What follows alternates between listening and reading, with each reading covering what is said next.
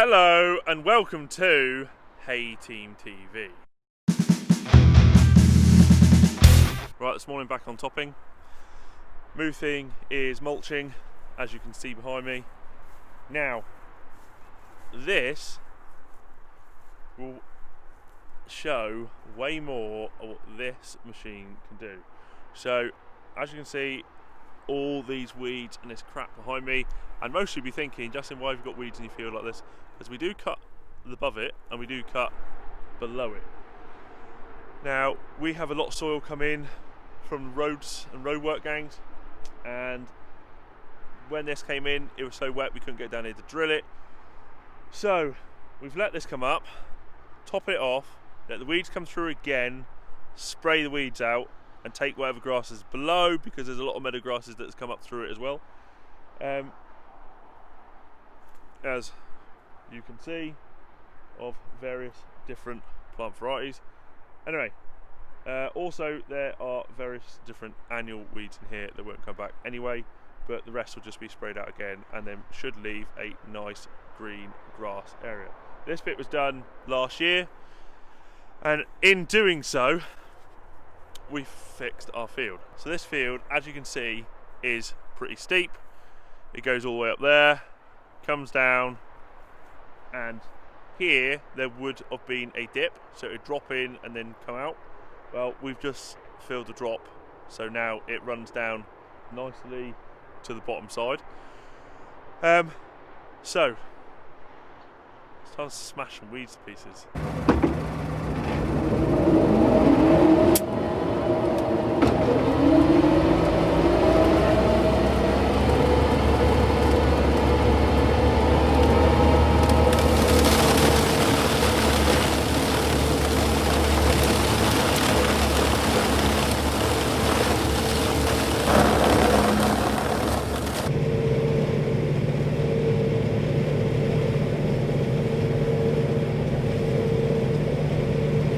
So loads of you ask, how on earth, from the last topping video, how on earth do you leave your fields looking like that? Why don't you spray them? Well, there's loads of answers to this sort of thing. Spray won't cost money, and we try to keep our grazing fields and the cows are on as minimum input as possible to keep costs down so we make more out of the beef.